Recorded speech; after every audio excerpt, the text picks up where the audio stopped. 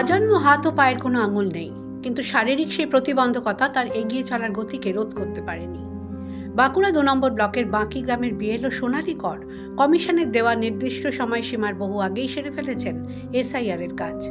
শারীরিক সমস্যা কোনোদিনই সোনালীকে টেনে ধরে রাখতে পারেনি।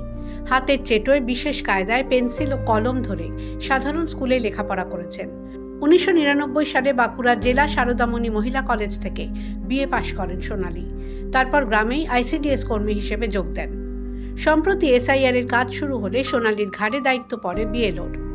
এরপর থেকে নির্বাচন কমিশনের বেঁধে দেওয়া সময়সূচি অনুযায়ী বাকি গ্রামে ১৬ নম্বর বুথে বাড়ি বাড়ি ঘুরে এনুমারেশন ফর্ম বিলি করেন। আইসিডিএস এর কাজ সামলে সময় মতো ভোটারদের পূরণ করা এনুমারেশন ফর্ম সংগ্রহ করে সেই ফর্ম ডিজিটালাইজেশনের কাজ শুরু করেন সোনালী। আঙুলহীন হাতে কলম ধরে যেমন তিনি ভোটারদের এনুমারেশন ফর্ম সংশোধন করেছেন, তেমনি নির্দিষ্ট পোর্টাল খুলে তাতে আপলোড করেছেন ভোটারদের তথ্য। বিএলওর কাজ আমি অনেকদিন থেকেই করছি, কিন্তু এসআইআর এর কাজটা তো এবছর শুরু হয়েছে। তা এসআইআর এর কাজের জন্য আমার এমনি 5টা আঙুল নেই, ঠিক আছে, কিন্তু আমার সেরকম ভয় কিছু লাগেনি। মনে হচ্ছিল যে কোনো অসুবিধা হবে না, আমি ঠিক করে নিতে পারবো, এই ইয়েটা আমার ছিল, এতটা ভয় লাগেনি। জন্ম থেকেই আমার 5টা আঙুল নেই, জন্মের থেকেই আমার এরকম সমস্যা আছে। এভাবেই বড় হয়েছে, এভাবেই পড়াশোনা করেছি, এভাবেই আমি অভ্যস্ত, এভাবেই চাকরি করছি। এসআইআর এর প্রক্রিয়া শুরু হতে রাজ্য জুড়ে বিএলওদের কান্না দেখেছেন রাজ্যের মানুষ। কাজের চাপে অসুস্থ হয়ে পড়েছেন অনেকে, কেউ আবার ঢলে পড়েছেন মৃত্যুর কোলে। এরই মাঝে ব্যতিক্রমী মুখ বাঁকুড়া ২ নম্বর ব্লকের বাকি গ্রামের বাসিন্দা সোনালী কর। বলছেন তার প্রতিবেশীরাই।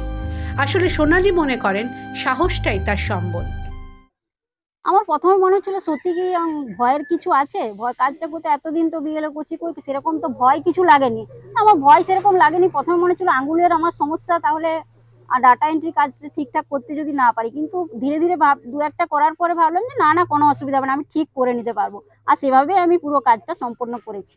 ওর শারীরিক প্রতিবন্ধকতা আছে ঠিকই, কিন্তু সে প্রতিবন্ধকতাকে সুন্দরভাবে জয় করে সে কাজ করে।